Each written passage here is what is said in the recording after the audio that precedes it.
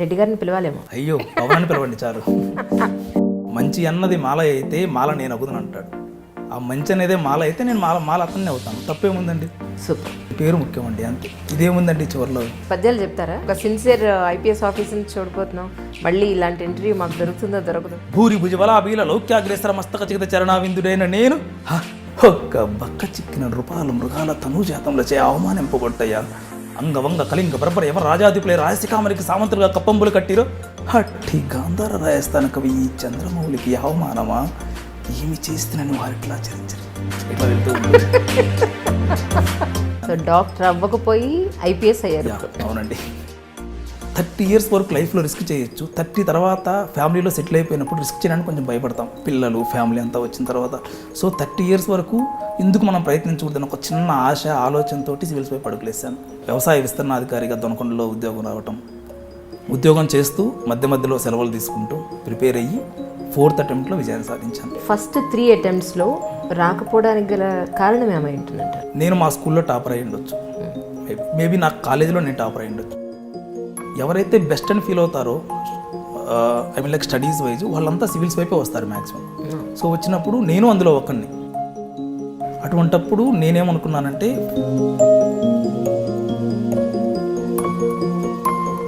ఈ paper correct చేయాలంటే పంటి కింద రాయిలా కనిపించకూడదు తనకి. అరే స్మూత్గా ఏదో మైసూర్ పాక్ నోట్ ఎట్లా వెళ్ళిపోతుంది అట్లా అనిపించాలన్నమాట. కరెక్ట్ చేసినప్పుడు చాలా స్మూత్గా వెళ్ళిపోవాలి. ఆ విధంగా ప్రజెంట్ చేశాను. అది నాకు ఫెచ్చింగ్ అయింది. అంటే వ్యవసాయ పరిస్థితి ఎలా ఉంది, రైతుల పరిస్థితి ఎలా ఉందంటారు? అంటే మీరు డిపార్ట్మెంట్లో పని చేశారు కాబట్టి అడుగుతున్నాను. బాధ అవుతుందండి. ఒక రాబెప్పని ఒక ప్రోగ్రామ్ ఉండేది మా టైంలో. ఒక 6 months మమ్మల్ని విలేజ్లో ఒక ఫార్మర్కి అటాచ్ చేసేవాళ్ళు. ఆ టైంలో ఏ రైతుని అడిగినా సార్ మీ బిడ్డని మరలా మీరు ఫార్మర్ చేస్తారంటే నేను చేయనండి అనేవాళ్ళు. జేటీ లక్ష్మీనారాయణ గారు ఇదే మాట్లాడారు. ఎందుకంటే యాక్టర్ల పిల్లలు యాక్టర్లు అవుతున్నారు, సివిల్ సర్వెంట్స్ పిల్లలు సివిల్ సర్వెంట్స్లోకి వస్తున్నారు. ఈ మధ్య విలేజ్ విజిట్కి వెళ్ళాం. మాతో పాటే సెలెక్ట్ అయిన ప్రొబేషనర్ ఇది ప్యాడీ క్రాపర్ అంటే ఓ ప్యాడీ ఇట్లా ఉంటుంది అన్నాడు. అతను ఢిల్లీలో పుట్టి పెరిగాడు. అతనికి అవసరం రాలేదు ఏ రోజు. ఎందుకంటే అతను కాంక్రీట్ జంగిల్ కంప్లీట్గా. కాంక్రీట్ జంగిల్లో ఉన్న వాళ్ళకి తప్పుగా అనుకోవద్దు ఎవరు. కాంక్రీట్ జంగిల్లో ఉన్న వాళ్ళకి ప్యాడీ ఇలా ఉంటుందని తెలియని రూల్ లేదు. ఇక్కడ వాళ్ళకి తెలియకపోయినా ఆశ్చర్యపోకలేదు. ఇక్కడ మన తెలుగు రాష్ట్రాల్లోనే తెలియని పిల్లలు చాలా మంది ఉన్నారు. ఈ ఎన్పిఏ ట్రైనింగ్ ఎలా ఉందండి? సీరియస్ చెప్తున్నాను, తప్పు అనుకోకండి. ఎక్కడైనా రోడ్డు మీద కానిస్టేబుల్ కనపడితే నేను బైక్ మీద వెళ్తూ ఉంటే బైక్ను వయా రూట్ తీసుకుని వెళ్ళిపోయేవాడిని. నేను భయం నాకు. ఈరోజు ఐపీఎస్ ఆఫీసర్ అయ్యారు మీరు. అట్లానే నాకు మార్నింగ్ పీటీ అంటే ఎక్కడ పరిగెడతాం మనం పొద్దున్నే లేచి, ఇది మన వల్ల అవుతుందా నా వల్ల కాదన్నట్లు నేను ఫీల్ అయ్యేటోని. అటువంటి దేవుడు తీసుకొని వచ్చి కరెక్ట్గా నేషనల్ పోలీస్ అకాడమీలో వేశారు. Second military training. 9:30 క్లాస్ అంటే 9:25కి బయోమెట్రిక్ పెట్టేసేసి everybody should be in the class. 9:25.01 you'll get a memo. Okay. If you get more than 3 memos మిమ్మల్ని అకాడమీ నుంచి బయటకు పంపించేస్తాను. 4th attemptలో ప్రిలిమ్స్ పాస్ అయిన తర్వాత ఇంటర్వ్యూ అంతా పాస్ అయిపోయిన తర్వాత ఐపీఎస్ మీకు వచ్చింది అని తెలిసిన రోజున మీ మానసిక స్థితి ఎలా ఉంది? మీ పేరెంట్స్ ఏమన్నారు? సో నేను అప్పుడు బెంగళూరు వెళ్ళున్నాను చెల్లి వాళ్ళ దగ్గరికి. చెల్లి వాళ్ళు బెంగళూరులో ఉంటారు. చెక్ చేస్తూ ఉన్నప్పుడు ఆన్లైన్ వెబ్సైట్స్లో 2 days 3 days అన్నట్లుంటే ఇంక నేను తట్టుకోలేకపోయాను. కనిగిరి వెళ్ళిపోతాను, మీరు కొద్ది రోజులు ఇక్కడే ఉండేసి రండి బెంగళూరులో అన్నాను. అమ్మ వాళ్ళండి నువ్వు వెళ్తే మేమేం చేస్తామని అమ్మ వాళ్ళు కూడా వచ్చేసారు. ఇంకేంటంటే ఇంక రిఫ్రెష్ చేస్తూ ఉంటాను. ఇంకా first day, second day, third day ఒక్కసారి నాన్నప్పుడు ఇలా బయటికి వెళ్ళారు. అమ్మ పక్కనే కూర్చొని ఉంది. కొట్టగానే 179 ఏ పవన్ కుమార్ రెడ్డి అని ఉంది. ఇట్స్ లైక్ పెద్దగా అసలు ఇంకా ఏడ్చేసాను నేను. అంటే I'm unable to control. It's like a dream for me అండి. 4 years నుంచి ఎన్నిసార్లు రూమ్లో ఏడ్చాను నాకు తెలుసు.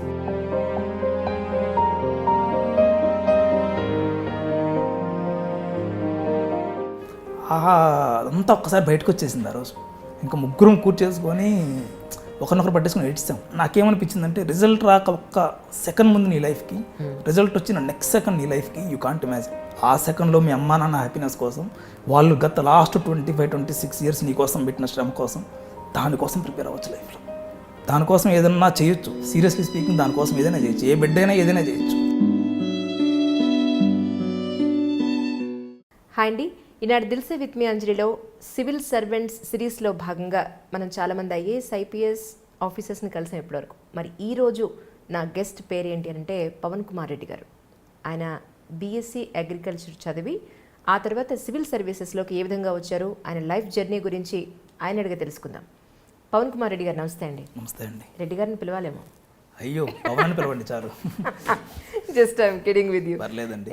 అంటే తెలుగు సాహిత్యంలో ఒక మాట ఉంటుంది, ఎవరు గురజాడ అప్పారావు గారు, నాకు కరెక్ట్గా గుర్తులేదు. మంచి అన్నది మాల అయితే మాల నేను అగుదని అంటాడు. ఆ మంచి అనేదే మాల అయితే నేను మాల అతన్నే అవుతాను. తప్పేముందండి? సూపర్. పేరు ముఖ్యం అండి, అంతే. ఇదేముందండి చివరిలో. తెలుగు లిటరేచర్ చదివినట్టున్నారు మీరు. అవునండి. తెలుగు అంటే చిన్నప్పటి నుంచి మనం పెరిగిన వాతావరణం అయి ఉండొచ్చు, లేదంటే మన నాన్న వాళ్ళు మన అమ్మ వాళ్ళు మనకి నేర్పించిన బుద్ధులు అయి ఉండొచ్చు. తెలుగు పట్ల కొంచెం మక్కువను పెంచాయి. సో అదే మనకి సివిల్ సర్వీసెస్లో కూడా తెలుగు సాహిత్యం వైపు తీసుకెళ్లేలా చేశాయి. మీ విజయ గాథని తెలుసుకోవాలని ఎదురు చూస్తున్నాం. Thank you ma'am. మీ కుటుంబ నేపథ్యం, ఎక్కడ చదివారు, ఏ ఊరు, అక్కడి నుంచి మొదలుపెట్టి ఒక్కసారి చెప్పేసారు. ఖచ్చితంగా. మాది ప్రకాశం జిల్లా కనిగిరి. మా నాన్నగారు గవర్నమెంట్ స్కూల్ హెడ్ మాస్టర్. నాన్నగారితో పాటే చిన్నప్పుడు 1 నుంచి 5వ తరగతి వరకు నాన్నగారితో పాటు నేను స్కూల్కి వెళ్ళేవాడిని. నాన్నగారు ఆ టైంలో నాకు జవహర్ నవోదయ విద్యాలయాస్ గురించి వాటికి ఇంపార్టెన్స్ చెప్తూ దానికి ఎట్లా ప్రిపేర్ అవ్వాలి, సమ్మర్ హాలిడేస్లో ఏం చేసేవాళ్ళంటే సమ్ మెటీరియల్ తెప్పించేసేసి యాప్టిట్యూడ్ అవన్నీ నాకు ట్రైనింగ్ ఇచ్చేవాళ్ళు ఇంట్లోనే. సో అది ప్రిపేర్ అయ్యి నేను ఎగ్జామ్ రాశాను. సో నవోదయకి సెలెక్ట్ అయ్యాను. 6th to 10th Jawahar Navodaya విద్యాలయ ఒంగోలులో చదివాను. తర్వాత ఇంటర్మీడియట్ నేను నెల్లూరు రత్నం కళాశాలలో చదివాను. నా చిన్నప్పటి నుంచి ఒక జీవితంలో ఎదగాలనే లక్ష్యంలో డాక్టర్ని ఒక గోల్గా పెట్టుకొని చదువుతున్న టైంలో నాకు ఇంటర్మీడియట్లో నాకు మెడిసిన్ సీట్ రాలేదు. ఒక లాంగ్ టర్మ్ కూడా చేసి ప్రయత్నించాను. సో డాక్టర్ అవ్వకపోయి ఐపీఎస్ అయ్యారు. అవునండి. ఓకే. సో అది అయిపోయిన తర్వాత మా అంకుల్ మాల్కొండారెడ్డి గారని ఆయన సజెషన్ ఇచ్చారు, పర్లేదు పవన్, మెడిసిన్ రాకపోయినా మన అగ్రికల్చర్ కాలేజ్ బాపట్ల నుంచి చాలామంది సీనియర్స్ టువర్డ్స్ బ్యూరోక్రసీ వైపు వెళ్ళారు. మంచి పొజిషన్స్లో ఉన్నారు. ఈరోజు మన అజయ్ కలం గారు ఉన్నారు కదా, ఏపీ రిటైర్డ్ సిఎస్ గారు, సార్ అగ్రికల్చర్ కాలేజ్ బాపట్ల నుంచి. ఓకే. సో చాలా పెద్ద వాళ్ళు ఉన్నారు. పవన్, నువ్వు ఇందులో దిగులు పడాల్సింది ఏమీ లేదు, ఇటు సైడ్ వెళ్ళి నువ్వు ఫైనల్ నీ టార్గెట్ అది పెట్టుకో అన్నట్లు నన్ను ఎంకరేజ్ చేశారు. దానికి తోడు నాకు చిన్నప్పటి నుంచి ఆ నవోదయ స్కూల్లో చదివిన ఏదైతే ఉందో, అప్పుడు ఏంటంటే నవోదయ స్కూల్లో చైర్మన్ కలెక్టర్ గారు అండి. చిన్న ఫంక్షన్ జరిగినా కలెక్టర్ గారు వచ్చేస్తారు. ఓకే. సో ఆయన వచ్చినప్పుడు మేము రోడ్డుకి 2 వైపులా నిలబడి పూలు చల్లటం, ఆయన వస్తున్నట్టు పెద్ద పండగలాగా ఉండేది వాతావరణం అంతా. అండ్ ఏదైనా అవేర్నెస్ ప్రోగ్రామ్ ఏదైనా పెడితే ఫస్ట్ మమ్మల్ని తీసుకెళ్లేవాళ్ళు. ఏదో సంథింగ్ దేని గురించి అయినా, ఒక చిన్నపిల్లల హత్యల గురించి కానీ ఏ అవేర్నెస్ ప్రోగ్రామ్ పెట్టినా, పోలియో అవేర్నెస్ కండక్ట్ చేస్తున్నారు అనుకోండి, మమ్మల్ని ప్లకార్డులు పట్టుకొని తిప్పేవాళ్ళు ఊరంతా. అప్పుడు కలెక్టర్ని చూసేవాళ్ళం, ఎస్పీ గారిని, వీళ్ళందరూ దగ్గరగా చూడటం వల్ల చిన్నప్పటి నుంచి మనసులో ఒక చిన్న ఆశలాగా ఉండేది, మనం అయితే బాగుండు అన్నట్లు. అండ్ న్యూస్ పేపర్లో రెగ్యులర్గా చదువుతూ ఉండటం వల్ల. సో బీఎస్సీ అగ్రికల్చర్ అయిన తర్వాత ఎంబీఏ అగ్రి బిజినెస్ చేశాను. ఎంబీఏ అగ్రి బిజినెస్ చేసి అదే టైంలో నాకు బీఎస్సీ అగ్రికల్చర్లో జాబ్ వచ్చింది. కానీ నేను అప్పుడు జాయిన్ అవ్వకుండా ఎంబీఏ అగ్రి బిజినెస్కి వెళ్ళాను, క్యాట్ రాసి. అక్కడ మళ్ళీ ఐడిబిఐలో అసిస్టెంట్ మేనేజర్గా వచ్చింది, 8 lakhs సంథింగ్ ప్యాకేజ్. సో అది వద్దనుకొని నేను సివిల్స్ వైపు వచ్చేసాను. అప్పుడు మెయిన్ బీజం ఏంటంటే 30 years వరకు లైఫ్లో రిస్క్ చేయొచ్చు, 30 తర్వాత ఫ్యామిలీలో సెటిల్ అయిపోయినప్పుడు రిస్క్ చేయడానికి కొంచెం భయపడతాం, పిల్లలు ఫ్యామిలీ అంతా వచ్చిన తర్వాత. సో 30 years వరకు ఎందుకు మనం ప్రయత్నించకూడదని ఒక చిన్న ఆలోచనతో సివిల్స్ వైపు అడుగులేసాను. ఈలోపు నాకు వ్యవసాయ విస్తరణాధికారిగా దొనకొండలో ఉద్యోగం రావటం, అక్కడ ఉద్యోగం చేస్తూ మధ్యలో సెలవులు తీసుకుంటూ, పరీక్షల టైంలో అట్లా సెలవులు తీసుకుంటూ ప్రిపేర్ అయ్యి 4th attempt విజయాన్ని సాధించాను. 179వ ర్యాంక్ వచ్చింది. Super. Thank you. Congratulations. Thank you. అంటే ఫస్ట్ 3 attemptsలో రాకపోవడానికి గల కారణం ఏమై ఉంటుందంటారు? నాకు అంటే వెళ్ళేటప్పుడు నేనేమనుకున్నానంటే, నేను మా స్కూల్లో టాపర్ అయి ఉండొచ్చు, మేబీ నాకు కాలేజీలో నేను టాపర్ అయి ఉండొచ్చు. ప్రిపరేషన్కి వచ్చే ప్రతి వాళ్ళు వాళ్ళ స్కూల్స్లో టాపర్స్లో, స్కూల్లో కాలేజెస్లో వాళ్ళు ఒక రకంగా టాపర్సే. అంటే ఎవరైతే బెస్ట్ అని ఫీల్ అవుతారో, I mean like studies wise, వాళ్ళంతా సివిల్స్ వైపే వస్తారు మ్యాక్సిమం. సో వచ్చినప్పుడు నేను అందులో ఒకరిని. సో అటువంటప్పుడు నేనేమనుకున్నానంటే, మనకు ఒక్కసారి ఫస్ట్ అటెంప్ట్లోనే వచ్చేయాలని ఆశతో నేను ఏ రోజు వెళ్ళలేదు. It will take some time. నేను ఇంట్లో కూడా చెప్పేశాను, నాకు వెళ్ళగానే రాయగానే వచ్చేసిందని ఆశ నాకు లేదు. It will take some time for me, కొంత టైం పడుతుంది నాకు. ఫస్ట్ అటెంప్ట్లో నాది ప్రిలిమ్స్ అవ్వలేదు. ఓకే. ప్రిలిమ్స్ అవ్వనప్పుడు నేను ప్రిలిమ్స్ ఎందుకు అవ్వలేదంటారు? అంటే ఆ మీరు ఇయరే అసెస్మెంట్ కొత్తగా- చేసుకుని ఉంటారు యా, నేను ఖచ్చితంగా నేను అదే ఎప్పుడైనా ఒకసారి మనం ఒక తప్పు చేసినప్పుడు అదే తప్పు మళ్ళీ ఎప్పుడు లైఫ్లో రిపీట్ చేయకూడదు. ఇది నేను చిన్నప్పటి నుంచి అనుకున్న ఫిలాసఫీ, అంటే నాకు బాగా నచ్చిన మాట ఇది. ఒకసారి మనం తప్పు చేసాం, ప్రిలిమ్స్లో ఎక్కడ మిస్టేక్ చేశాను అంటే ఆ ఇయర్ కొత్తగా సీసాట్ అని పెట్టారు. నేను ఫస్ట్ అటెంప్ట్ ఇచ్చిన ఇయర్ ఆప్టిట్యూడ్ టెస్ట్ పేపర్ 2 ఏంటంటే ఆప్టిట్యూడ్ టెస్ట్ పెట్టారు. అందులో మ్యాథమెటిక్స్ ప్యాసేజెస్ ఇవన్నీ వస్తాయన్నమాట. పెట్టినప్పుడు మనం విలేజ్ బ్యాక్గ్రౌండ్ నుంచి వచ్చినప్పుడు కొంచెం ఇంగ్లీష్ వైజ్ కొంచెం వీక్ ఉంటాం ఆ ప్యాసేజెస్ వాటిల్లో. అక్కడ నేను కొంచెం ప్రాబ్లమ్స్ ఫేస్ చేశాను. ఓకే. సో అది సెకండ్ అటెంప్ట్ క్లియర్ చేసుకున్నాను. 200 నాకు సెకండ్ అటెంప్ట్లో 175 వచ్చాయి ఓన్లీ సీసాట్ పేపర్లో. ఓకే. సో ఫస్ట్ అటెంప్ట్లో నాకు 90 వచ్చింది. సెకండ్ అటెంప్ట్లో నేను మ్యాక్సిమం ఫోకస్ దాని మీద పెట్టాను, సీసాట్ మీద. రైట్. ఆ ప్రాబ్లం నాకు ఇంకా ఎప్పుడు రాలేదు, థర్డ్ అటెంప్ట్కి ఎప్పటికీ నాకు ఆ ప్రాబ్లం రాలేదు. సో ఎక్కడైతే మిస్టేక్ చేస్తానో అది రెక్టిఫై చేసుకుంటూ వచ్చాను. సెకండ్ అటెంప్ట్ మెయిన్స్ రాశాను. బట్ నేను చేసిన తప్పు ఏంటంటే తెలుగు సాహిత్యం ఆప్షనల్లో పేపర్ 1 నేను కొంచెం పేపర్ 1 ఏమైందంటే సరిగా రాయలేదనే ఒక చిన్న బాధ మనసులో మొదలైంది పేపర్ 1 రాస్తున్నప్పుడు. అందుకని పేపర్ 2 నేను ఎలాగో సెలెక్ట్ అవ్వను కదా అన్నట్లు నేను పేపర్ 2ని అసలు చాలా నెగ్లెక్ట్గా రాశాను. నేను పేపర్ అది పోయింది కదా, ఇది రాసి ఇంకా రాసి ఉపయోగం ఏముంది, ఇంకా రాసి ఏముందని ఆల్మోస్ట్ హాఫ్ అన్ అవర్ ఖాళీ కూర్చున్నాను ఎగ్జామ్ హాల్లో. My God. నాకు 4 మార్క్స్తో ఇంటర్వ్యూ పోయింది. తెలుగు లిటరేచర్ నాకు వచ్చిన మార్కులు 160 ఆ ఇయర్. ఎందుకని ఇంటర్వ్యూలో పోవడం ఏంటి అసలు? అంటే ఫోర్ మార్క్స్ ఇంటర్వ్యూకి సెలెక్ట్ అవ్వడానికి నాకు 4 మార్క్స్ వచ్చింటే నేను ఇంటర్వ్యూ సెలెక్ట్ అయ్యేవాడిని. All right. నాకు పూర్తిగా అంటే ఆ ఇయర్ తెలుగు లిటరేచర్ 220, 230 అనేది యావరేజ్ స్కోర్ వచ్చింది. నాకు 160. ఆ పేపర్ 2 నేను కొంచెం మంచిగా రాసుకొని ఉంటే నేను మంచిగా వెళ్ళిపోయా, అంటే ఆ ఇయర్ అట్లీస్ట్ ఇంటర్వ్యూ కన్నా వెళ్ళేవాడిని నేను ఆ ఇయర్. కరెక్ట్. తర్వాత ఏమైంది, థర్డ్ అటెంప్ట్కి వచ్చాము. థర్డ్ అటెంప్ట్కి వస్తే నేను చాలా కాన్ఫిడెంట్గా ఉన్నాను అండి. థర్డ్ అటెంప్ట్లో ఖచ్చితంగా ఇయర్ ఇంటర్వ్యూ కాల్ వస్తుంది అనుకున్నాను. మరి అన్ని సబ్జెక్ట్స్లో యావరేజ్గా వచ్చాయి, బట్ ఏ సబ్జెక్ట్ నాకు హైక్ ఇవ్వలేదు. సో నాకు థర్డ్ అటెంప్ట్లో సేమ్ అంతే 4-5 మార్క్స్తో మళ్ళీ నాకు ఇంటర్వ్యూ కాల్ మిస్ అయింది. ఇక ఇట్లా కాదనుకోండి, నేనేం చేశానంటే మొత్తం నాకు సెకండ్ అటెంప్ట్లో వచ్చిన మార్క్స్, థర్డ్ అటెంప్ట్లో వచ్చిన మార్క్స్, ఏ సబ్జెక్ట్లో ఎన్ని మార్క్స్ వచ్చాయి మొత్తం కంపేర్ చేసుకొని నేనేం చేశానంటే preparation, final year preparation, final attempt అప్పుడు ఇది నా లాస్ట్ అటెంప్ట్ నేను ముందే ఫిక్స్ అయ్యి వెళ్ళాను.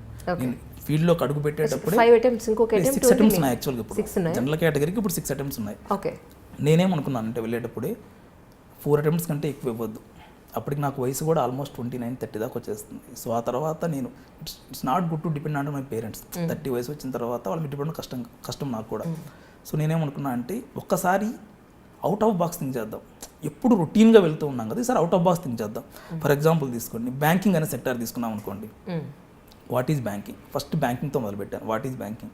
డిఫరెంట్ టైప్స్ ఆఫ్ బ్యాంక్స్ ఏమున్నాయి, ప్రైవేట్ సెక్టర్ బ్యాంక్స్ అంటే ఏంటి, పబ్లిక్ సెక్టర్ బ్యాంక్స్ అంటే ఏంటి, ఈ పబ్లిక్ సెక్టర్ బ్యాంక్స్లో ప్రజెంట్ ఉన్న ప్రాబ్లమ్స్ ఏంటి, ప్రైవేట్ సెక్టర్ బ్యాంక్స్లో ప్రజెంట్ ఉన్న ప్రాబ్లమ్స్ ఏంటి, దీనికి ఒక్కొక్క ప్రాబ్లంకి గవర్నమెంట్ ఏం స్కీమ్స్ తీసుకొస్తుంది, దీన్ని క్లియర్ చేయడానికి గవర్నమెంట్ చేసే స్కీమ్స్ రియల్గా వర్తా కాదా, అంటే కొన్ని మిస్టేక్స్ ఉండొచ్చు, కొంత మంచిగా ఉండొచ్చు, దీనికి ఇంకా ఏం చేస్తే బాగుంటుంది. ఇట్లా ప్రతి ఒక్క సెక్టార్ని ఐడెంటిఫై చేసుకొని నేను నోట్స్ ప్రిపేర్ చేసుకున్నాను.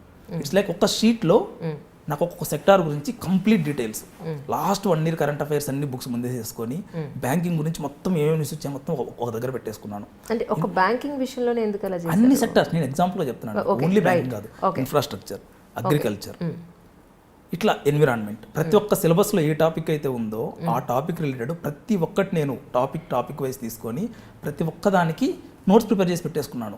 కొత్తగా ఏదైనా కరెంట్ అఫైర్స్ వస్తే దానికి వాల్యూ యాడ్ చేసుకునేవాడిని. నేను జస్ట్ వాల్యుయేషన్ చేసుకునేవాడిని.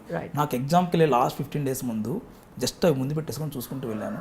ట్రస్ట్ మీ, అబద్ధం చెప్పట్లేదు, అవుట్ ఆఫ్ 20 15 to 16 క్వశ్చన్స్ అందులోంచి వచ్చాయండి జిఎస్లో. అంటే ఏమైందంటే నాకు టైం సరిపోలేదు అనుకోండి, ఫ్లో చాట్ లాగా వేసేవాడిని ఎగ్జామ్ హాల్లో. టైం మేనేజ్మెంట్ చాలా ఇంపార్టెంట్ యాక్చువల్ సివిల్ సర్వీస్. మీ దగ్గర నాలెడ్జ్ చాలా ఉంటుంది, బట్ ప్రజెంట్ చేయడానికి కావాల్సిన టైం ఉండదు.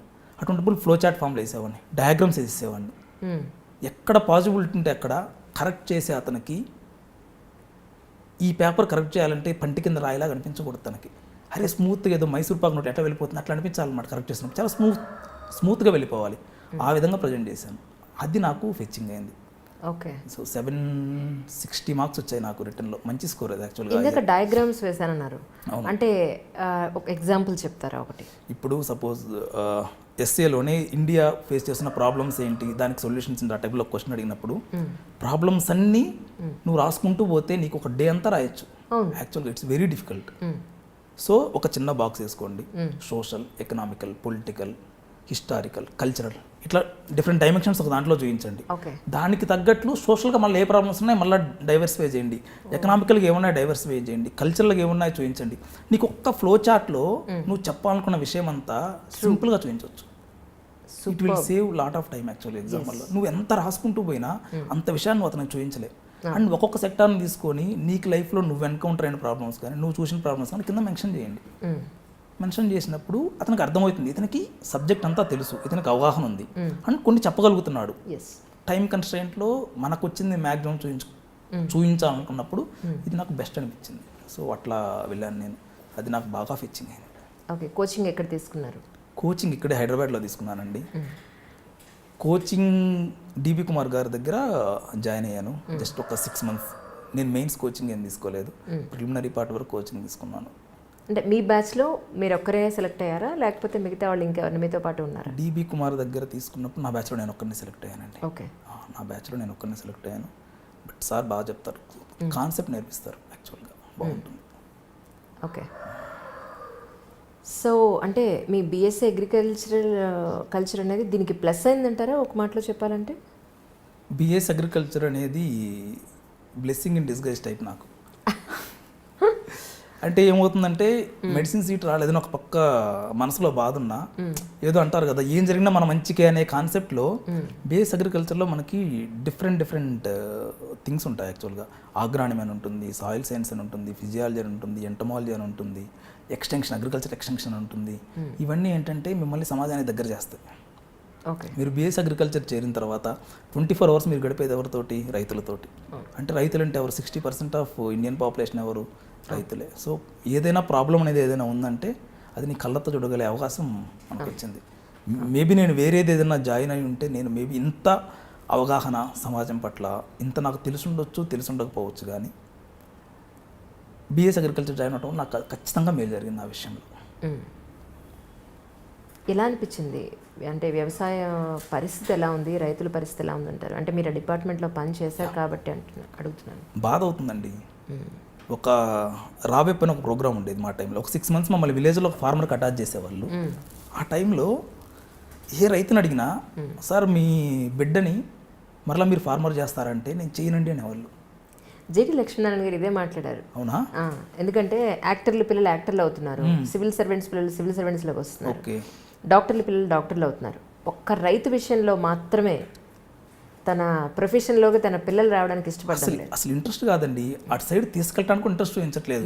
అరే ఇది మన పొలం రా అని చూపించడానికి వాళ్ళకి ఇంట్రెస్ట్ వస్తలేదు ఏ రైతుకి. మనమేమో రైతే రాజు, వ్యవసాయంలో సాయం ఉంది, ఇట్లా బయట చూపించుకుంటూ ఉంటాం, వ్యవసాయ ఆధారిత దేశం, కంప్లీట్ వ్యవసాయ ఆధారిత దేశం, ఇట్లా చూపించుకుంటూ ఉంటాం కదా. ఇట్లా చూపించుకుంటూ ఉన్నప్పుడు ఇది అంటే వాళ్ళ బాధలు ఇందుకు మా ఫాదర్ వాళ్ళ అన్న తమ్ముళ్ళు అందరూ వ్యవసాయం మీద డిపెండ్ అయ్యేవాళ్ళే. ప్రకాశం జిల్లా బేసిక్గా డ్రాట్ ప్రోన్ ఏరియా, కంప్లీట్ కరువు ప్రాంతం, వర్షాలు లేక పంటలు ఎండిపోయిన రోజులు చాలా ఉన్నాయి, వాళ్ళు ఇబ్బందులు పడిన రోజులు కూడా చాలా ఉన్నాయి. అటువంటప్పుడు చూసి ఏ రైతు తన బిడ్డని రైతు చేయాలని కోరుకోవట్లేదు, మరలా అసలు ఆలోచనే రావట్లేదు రైతులకి. కానీ ఎడ్యుకేటెడ్స్ వ్యవసాయంలోకి రావాల్సిన అవసరం ఎంతో ఉందండి, చాలా అండి. నిజంగా అదొక హాబీగా పెట్టుకుంటే మంచిదే. ట్రూ. నేను అదే అనుకుంటున్నాను. నేను ఒకవేళ ఇది రాకపోతే నేను ఒక 30-40 acres కౌలులాగా తీసేసుకొని నేను ఒక మోడర్న్ ఫార్మింగ్ టైప్లో నేను ప్లాన్ ఎందుకు చేయకూడదు యాక్చువల్లీ? ఎందుకంటే మనిషి పుట్టిన తర్వాత చచ్చేంత వరకు ఫుడ్ కావాల్సిందే, అది ఏదో ఒక రూపంలో ఫుడ్ కావాల్సిందే. అలాంటప్పుడు దాన్ని ఎందుకు నెగ్లెక్ట్ చేయాలి? నెగ్లెక్ట్ అనేది భయపడుతున్నాం కదా. ఇప్పుడు రైతులకు అందాల్సినవి అందట్లేదు, వాళ్ళకి కొంత ఎడ్యుకేషన్ లేదు ఒకటి, ప్లస్ వాళ్ళలో ఇల్లిటరసీస్ అనేది కూడా చాలా ఎక్కువగా ఉంది ఒక మాటలో చెప్పాలంటే. సో వాళ్ళ విద్యా శాతాన్ని పెంచి వాళ్ళలో నాలెడ్జ్ పెంచి ఒక ఎడ్యుకేటెడ్ని వ్యవసాయంలోకి తీసుకురాగలిగితే చాలా, అంటే గ్రాస్ రూట్ లెవెల్ నుంచి కూడా చాలా అద్భుతమైన ఫలితాలనండి, గొప్ప మార్పు ఎందుకు రాదు అనేది నా ఉద్దేశం.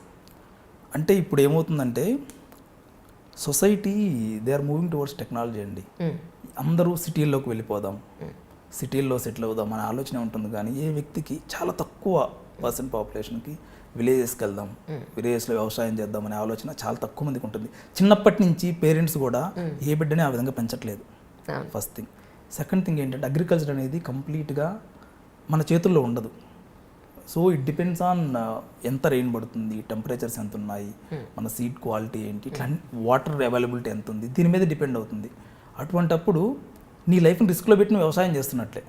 నీకు నాకు ఖచ్చితంగా నాకు రిటర్న్స్ వస్తాయి దీని నుంచి అని కాన్ఫిడెన్స్ ఉంటే ఎవడైనా వెళ్ళి ఇన్వెస్ట్ చేస్తాడు లైఫ్లో. అండ్ థర్డ్ థింగ్, జనాలు ఏమైపోయిందంటే తప్పుగా అనుకోవద్దు, డబ్బు అండి ట్రూ, సొసైటీని డబ్బు రూల్ చేస్తుంది. మానవతా విలువలు, మానవతా సంబంధాలు, ప్రకృతిని ఆస్వాదించటం ఇదంతా పోయింది. డబ్బు వెనక మనిషి పరిగెడుతున్నాడు. పాతకాలంలో ఇట్లా ఉండేది కాదు నాకు తెలిసినంత వరకు. డబ్బు వెనకాల ఎప్పుడు మనిషి పరిగెత్తలేదు.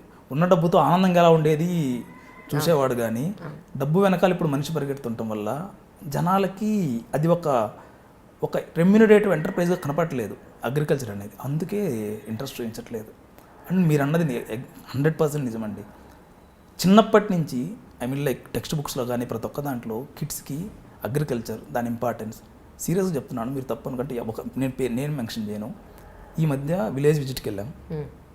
మాతో పాటే సెలెక్ట్ అయిన ప్రొబేషనర్, ఇది ప్యాడీ క్రాపర్ అంటే, ఓ ప్యాడీ ఇట్లా ఉంటుందా అన్నాడు. నార్త్ ఇండియన్, ఓకే నేను తప్పు ఒప్పలేను, ఎందుకంటే అతను ఢిల్లీలో పుట్టి పెరిగాడు. అతనికి అవసరం రాలేదు ఏ రోజు, ఎందుకంటే అతను కాంక్రీట్ జంగిల్ కంప్లీట్గా. కాంక్రీట్ జంగిల్లో ఉన్న వాళ్ళకి తప్పుగా అనుకోవద్దు ఎవరు, కాంక్రీట్ జంగిల్లో ఉన్న వాళ్ళకి ప్యాడీ ఇలా ఉంటుందని తెలియాలని రూల్ లేదు. అది అతను తప్పు కూడా కాదు. లేదండి, అక్కడ వాళ్ళకి తెలియకపోయినా ఆశ్చర్యపోకలేదు. ఇక్కడ మన తెలుగు రాష్ట్రాల్లోనే తెలియని పిల్లలు చాలా మంది ఉన్నారు. ఇలా ఉంటుందని కూడా తెలియదు. గేదెకి ఆవుకి తేడా కూడా తెలియదు.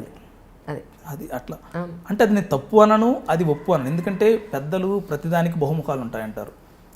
ఇది మంచి చెడు అనేది ఏం లేదు, బట్ ఆలోచించుకోవాలి ప్రతి ఒక్కళ్ళు ఈ విషయంలో. నిజం.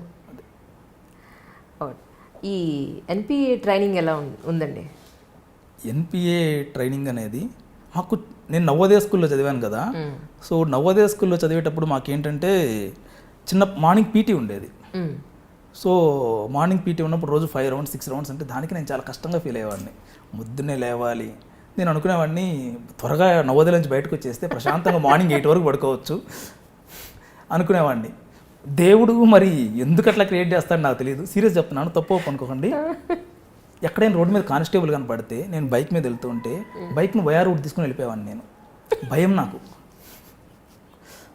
నిజంగా భయపడేవాడిని. నాకు కానిస్టేబుల్ వస్తే నాకు భయం, అతను ఎక్కడ ఆపుతాడు, ఆపి నన్ను ఏం అడుగుతాడు, ఎందుకు ఇటు వెళ్తున్నావు, ఈ రూట్లో ఎందుకు వెళ్తున్నావు, పేపర్స్ తీసి చూపించు, ఉన్నా కూడా భయం నాకు.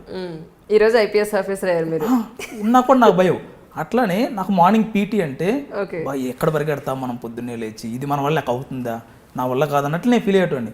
అటువంటి దేవుడు తీసుకొని వచ్చి కరెక్ట్గా నేషనల్ పోలీస్ అకాడమీలో వేశారండి.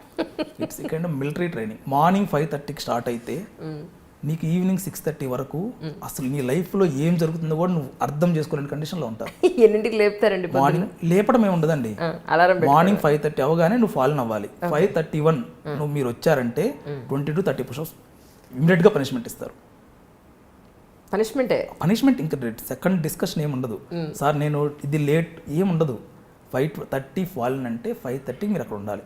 ఓకే, అంటే డిసిప్లిన్ చాలా చాలా ఇంపార్టెంట్గా నేర్పిస్తారు. ప్రతి ఒక్కటి 9:30 క్లాస్ అంటే 9:25కి బయోమెట్రిక్ పెట్టేసేసి everybody should be in the class.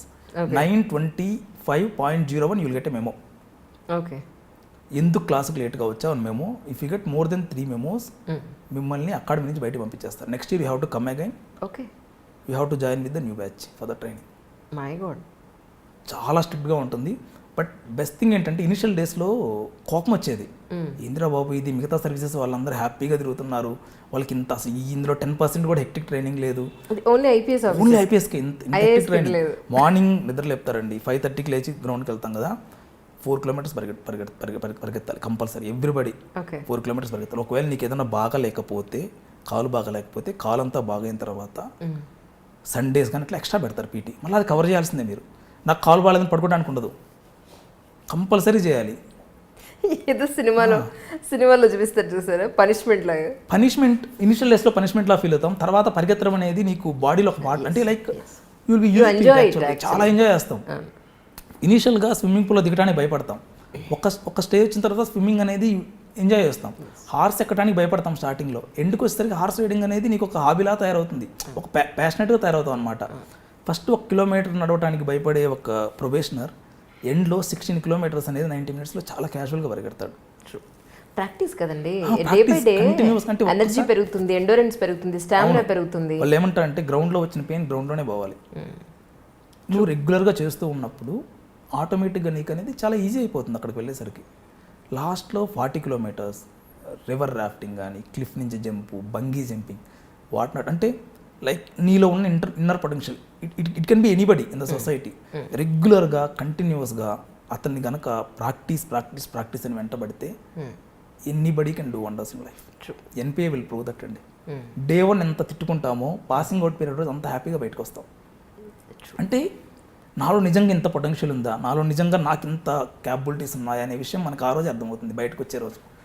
2 hours ఎండలో అట్లా నిలబెట్టినా కదలకుండా నిలబడతారండి. నాకు ఒకటి అనిపిస్తుందండి, అంటే సివిల్ సర్వెంట్ అయిపోయిన తర్వాత ట్రైనింగ్ ఇవ్వడం సరే, ఈ ఒక్క సెక్టార్లోనే కాకుండా ఒక స్పోర్ట్స్ ఫీల్డ్ తీసుకున్న అదర్ సెక్టార్స్లో అయినా సరే ఇంత స్ట్రిక్ట్గా ప్రతి ఫీల్డ్ ఉంటే కనుక ఎవరు అన్నెసరీ ఉద్యోగాలు లేవు, లేకపోతే ఈ పని చేయలేను, ఇది నాకు రాలేదు, సూసైడ్ చేసుకుంటాం, ఆర్థికంగా వెనకబడును, ఇవి ఉండవేమో. ఉండవు కదా, అసలు అవసరమే ఉండదండి, ఆలోచన కూడా రాదు. ఇంత గొప్ప ట్రైనింగ్ ప్రతి ఫీల్డ్లోనూ ఉంటే ఎందుకు ఎవరు చెప్పండి. 200% ట్రూ అండి. ప్రతి ఒక్క ఫీల్డ్లో ఈ రకంగా కనుక ట్రైనింగ్ ఇస్తే నీకు సిన్సియారిటీ డెవలప్ అవుతుంది, పంక్చువాలిటీ అలవాటు అవుతుంది. ఒక్కసారి నీ బాడీలోకి అది ఇంజెక్ట్ అయిపోయినప్పుడు you can't get rid of that. 12 అంటే కరెక్ట్ 12 o'clock అక్కడ కూర్చుంటావు నువ్వు ఆటోమేటిక్గా, నీకు తెలియకుండా అలా బాడీ ట్యూనప్ అయిపోతుంది. మార్నింగ్ ఒక 1 month తర్వాత అలారం పెట్టుకోవాల్సిన అవసరం లేదు, ఆటోమేటిక్గా 5 o'clock అవగానే లేచిపోతాం, తెలియకుండా లేచిపోతాం. పరిగెత్తడం అనేది నీకు ఎంజాయ్ చేయడం మొదలు పెడతాం, ఎవ్రీథింగ్. ట్రూ అండి అది. So now you are enjoying your training. అయిపోయింది యాక్చువల్గా ఎన్పిఏ ట్రైనింగ్ మాది కంప్లీట్ అయిపోయింది. Phase 1 అయిపోయింది. Phase 1 తర్వాత we went for this district practical training మదురైలో చేశాను నేను.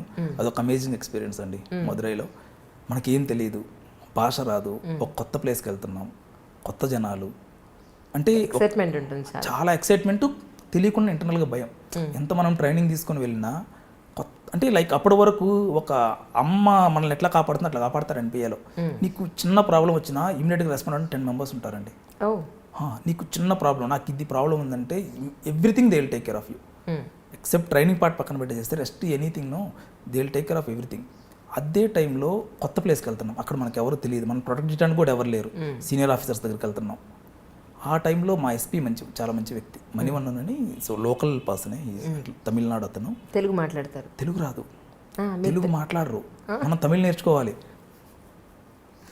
సో తమిళ్ నేర్చుకోవాలి. 30 రోజుల్లో తమిళ బుక్ కొనుక్కున్నారు? లేదు, మాకు యాక్చువల్గా ఎన్పిఏలో లాస్ట్ 3 months ఏం చేస్తారంటే daily 1 hour Tamil language class పెడతారు. సో అది కొంచెం హెల్ప్ఫుల్ అవుతుంది. తమిళనాడు వెళ్ళాక ఒక 1 month మనకి తమిళ్ లాంగ్వేజ్ మీద కొంచెం అవగాహన పెంచుతారు, పర్లేదు. బట్ ఎప్పుడైతే మనం పబ్లిక్తో ఇంటరాక్ట్ అవ్వడం స్టార్ట్ చేస్తామో 1 month ఉంటుందండి మీకు అక్కడ? ఎక్కడ 6 months మొత్తం. 6 months తమిళ్ అక్కడే ఉన్నారు? అక్కడే ఉన్నాం, మదురైలో ఉన్నాను నేను యాక్చువల్గా. 1 month చెన్నైలో ఉంటాం, జస్ట్ 5 months మేము మదురైలో వర్క్ చేశాను నేను. ఎప్పుడైతే పబ్లిక్ ఇంటరాక్ట్ అవ్వడం మొదలు పెడతామో ఆటోమేటిక్గా నీకు తెలియకుండా భాష అనేది మనకి వచ్చేస్తుంది. అండ్ ఇంకోటి ఏంటంటే తెలుగు సాహిత్యం వల్ల యూజ్ అయ్యేమో తమిళ్కి తెలుగుకి సారూప్యత చాలా దగ్గరగా ఉంది. ఎగ్జాక్ట్లీ. సో అది నాకు కొంచెం ఫెచ్చింగ్ అయింది, బాగా అది యూస్ఫుల్ అయింది. కొన్ని మంచి పనులు అంటే తెలియకుండా ఏమో మరి అది యాక్చువల్గా స్టేషన్ ముందు ఏమవుతుందంటే పోలీస్ స్టేషన్ కొంచెం దగ్గర బస్ స్టాప్ ఉంటుంది, దగ్గరలో షాప్స్ ఏం లేవు యాక్చువల్గా. సో వాటర్ కావాలంటే చాలామంది ఇబ్బంది పట్టడం చూశాను సమ్మర్ టైంలో. మేము ముందు మంచి సమ్మర్ టైంలో ఒక చిన్న ఇది దాన్ని ఏమంటారు చలివేంద్రం లాంటిది ఒకటి ఏర్పాటు చేశాను. అంటే మీ ఓన్గా డెసిషన్ తీసుకునే అవకాశం ఉంటుంది అక్కడ? వీ కెన్ టేక్ యాక్చువల్గా, ఎందుకంటే స్టేషన్కి కొంత అమౌంట్ అనేది వాళ్ళు ఇస్తారు, 6,000 7,000 per month ఇస్తారు. సో దాంతో మనం చేయొచ్చు. Traffic awareness beyond this policing పక్కన పెట్టి చెప్తున్నాను. ట్రాఫిక్ అవేర్నెస్ రిలేటెడ్ ఒక యమధర్మరాజుని ఒక చిత్రగుప్తుని తెచ్చి సెంటర్లో నిలబెట్టి ఎవరైతే హెల్మెట్ లేకుండా రోడ్డు వైపు వెళ్తున్నారో వాళ్ళందరినీ చిత్రగుప్తుడు తీసుకొని యమధర్మరాజు ముందు నిలబెడితే, యమధర్మరాజా ఇతను తప్పు చేశాడు యమధర్మరాజా అంటే పక్కన వాళ్ళ భార్య ఉందనుకోండి, అమ్మాయి ఇతనికి 3 రోజులు అన్నం పెట్టొద్దమ్మా అని తీర్పిస్తాడు. అట్లా ఫన్నీగా అట్లా కొన్ని బాగా ట్రై చేశాను. మేబీ ఇది నాకు నవోదయ స్కూలింగ్లో నాకు మేబీ వచ్చిన హెల్ప్ అయ్యి ఉండొచ్చు. చెప్పాను అంటే 6వ తరగతిలో నేను చాణక్య చంద్రగుప్త ఏకపాత్ర అభినయం చేశాను. అప్పటి నుంచి ఇంకా నాటకాలు వేయటం బాగా అలవాటు అయిపోయింది. ఇదేంటంటే దీనికి పునాది మా నాన్నగారు ఏమంటారంటే నువ్వు క్లాస్ టాపర్ అయితే నీ ఒక్క బ్యాచ్ గుర్తుంటావు పవన్. నువ్వు ఇటువంటి ఎక్స్ట్రా కరికులర్ పార్టిసిపేట్ చేస్తే నీ ముందు నీ తర్వాత ఉండే 4 బ్యాచెస్, నీ వెనుకుండే 4 బ్యాచ్ 10 బ్యాచెస్ నేను గుర్తుపెట్టుకుంటారు లైఫ్ లాంగ్ అనేవాళ్ళు. కరెక్ట్. సో ఇప్పటికీ నన్ను నవోదయలో చాలామంది చాణక్యనే పిలుస్తారు. ఓకే. ఇప్పటికీ మొన్న వెళ్ళినప్పుడు కూడా టీచర్స్ అడిగారు, అప్పట్లో నువ్వు ఒక చాణక్యలోంచి కొన్ని చెప్పమ్మా అన్నట్లు అడిగారు. పద్యాలు చెప్తారా? పద్యం కాదు, అది ఏకపాత్రాభినయం కదా, చెప్పగలను ఇప్పటికీ.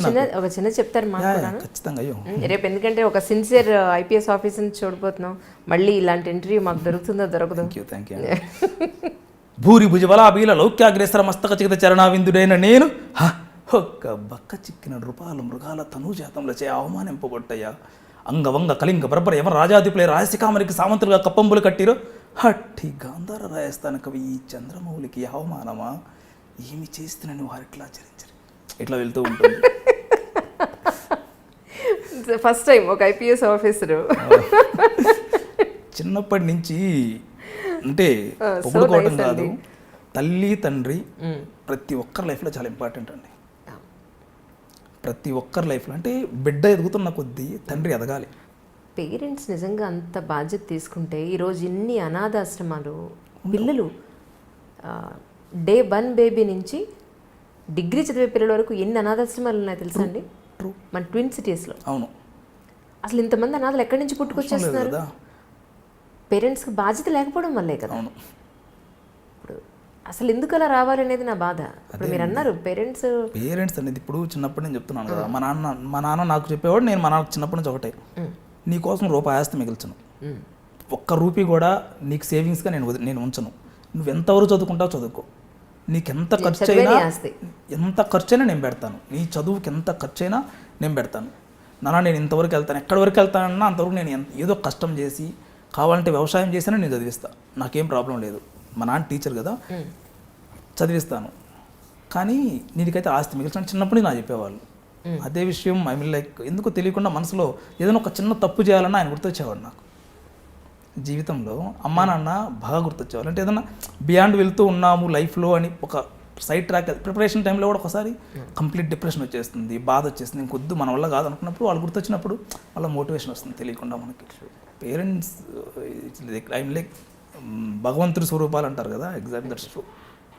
పేరెంట్స్ ఫ్యామిలీ సపోర్ట్ చేయకుండా లైఫ్లో ఎవడు ఎదగలేడండి కన్ఫామ్గా. ఇది నా అనుభవంతో చెప్తున్నాను. అంటే చిన్నపిల్లాడిని చిన్న వయసు, బట్ పేరెంట్స్ ఫ్యామిలీ సపోర్ట్ అనేది లైఫ్లో ఏ వ్యక్తికైనా చాలా అవసరం. ఈ జర్నీలో మ్యారేజ్ ఎప్పుడు చేస్తారు మీకు మీ పేరెంట్స్?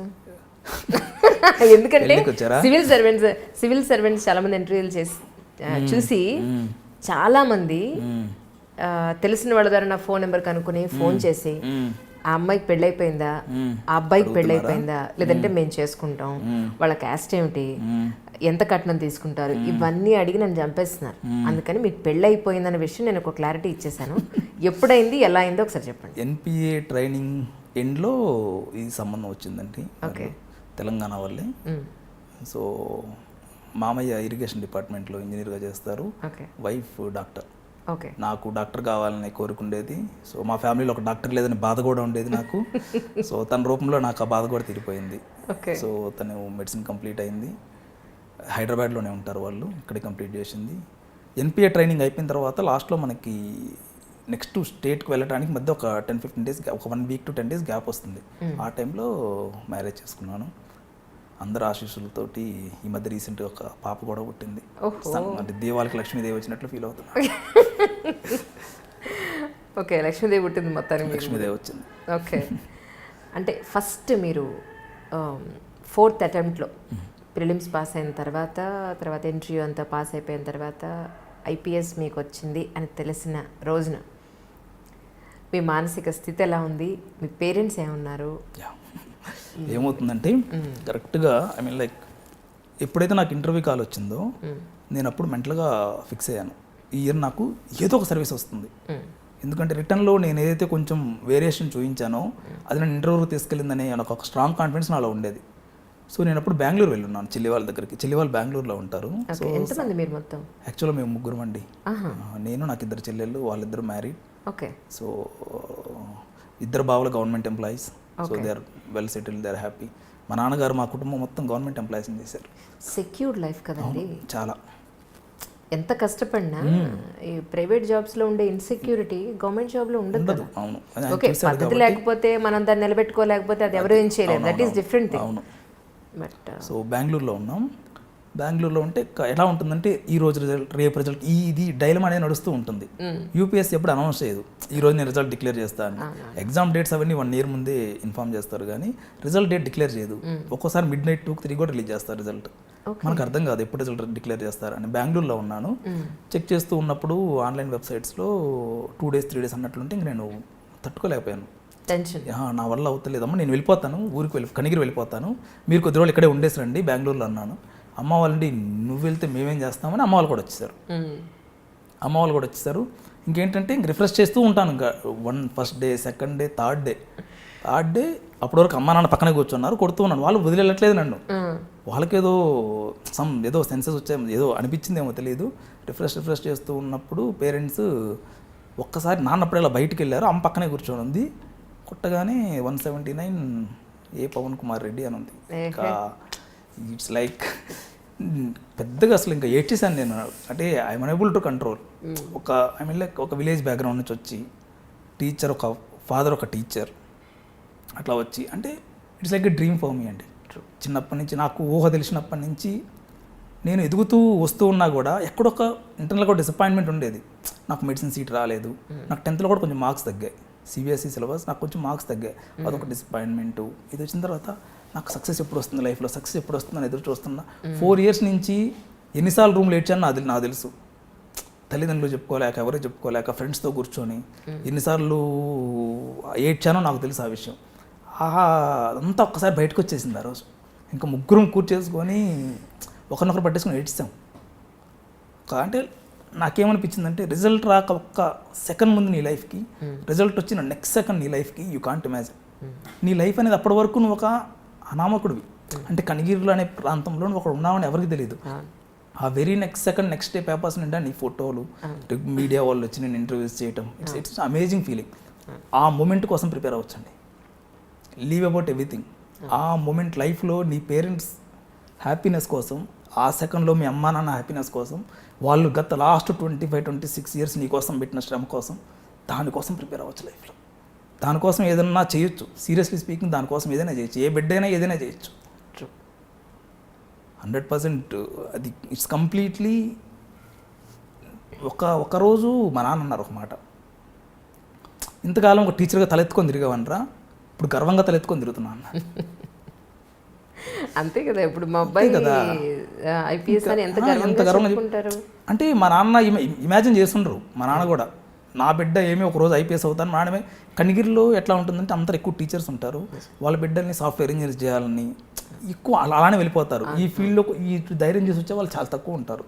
నేను ఒక బోల్డ్ స్టెప్ తీసుకొని, నాకంటే ముందు రమేష్ రెడ్డి అన్న అని అన్నకు కూడా ఐపీఎస్ వచ్చింది, సేమ్ అగ్రికల్చర్ కాలేజ్ బాపట్లే. సో అన్నని కొంచెం ఇనిషియేటివ్గా తీసుకొని నేను బోల్డ్ స్టెప్ వేసాను లైఫ్లో. ఫైనాన్షియల్గా టీచర్, 2 అమ్మాయిలను చదివించి ఒక అబ్బాయిని చదివించడం టీచర్ అనేది చాలా కష్టమైన విషయం. చాలా కష్టమైన విషయం. అండ్ వాళ్ళిద్దరికి పెళ్ళిళ్ళు చేయటం, అదే టైంలో నేను చదువుకోవడం ఆయన చాలా కష్టమైన విషయం. తెలిసి కూడా ధైర్యంగా నన్ను పంపించాడు ప్రిపరేషన్కి. కోచింగ్ కానీ, బుక్స్ కానీ ఏదైనా సరే కొంచెం ఆయనకి చాలా టఫ్. యాక్చువల్గా ఫైనాన్షియల్గా మేనేజ్ చేయడం ఆ టైంలో అతనికి చాలా కష్టం. వచ్చే శాలరీ కదండి వాళ్ళకి, ఇంకా వేరే లేదు కదా, వేరే సోర్స్ ఆఫ్ ఇన్కమ్ లేనప్పుడు. సో ఆ టైంలో అంటే ఒక ఆమె కూడా ఉంది మా అమ్మ గురించి, నీ కడుపు ఏంపు నేను చేసుకుందమ్మా. నాకు చాలా అనిపిస్తుంది అండి. ఇంకా ఏముంది, ఇంకా ఈ రోజు వరకు తల్లిదండ్రులకు ఏం చేయాలో మనం చేసినాం. ముందు మనది ఒక సర్వీస్. మనమేమీ అధికారులం, గొప్ప వాళ్ళం, ఏదో సాధించేసినాం అన్నట్లు కాదు కదా. ఇప్పటి నుంచి మనం ఒక సర్వీస్, ఏదైనా సరే, ఐఏఎస్ సర్వీస్, ఐపీఎస్ సర్వీస్, సేవ. నువ్వు ఒక సేవకుడివే ఏ రోజైనా సరే. సేవకుడు అయినప్పుడు అట్లనే బిహేవ్ చేయాలి. మన దగ్గరికి ఎవడైనా వచ్చినప్పుడు కూర్చోండి, ఏంటి ప్రాబ్లం ఏంటని అడగాలి. వచ్చే ప్రతి ఒక్కరు క్రిమినల్ కాదు కదా, బాధల్లో వస్తారు, కొంతమంది కష్టాల్లో వస్తారు, కొంతమంది క్రైమ్ చేసి కూడా రావచ్చు. కానీ వచ్చిన ప్రతి అట్లా ట్రీట్ చేయొద్దు. మన దగ్గరకు వచ్చేవాడు రూమ్ వదిలి వెళ్ళేటప్పుడు వీడెక్కడ దొరికాడు రా బాబు అనుకోకుండా, ఇలాంటి రోడ్ని ఇంకోసారి కలవాలని అనుకొని బయటకు వెళ్తే లైఫ్లో నేను సక్సెస్ అయినట్లు.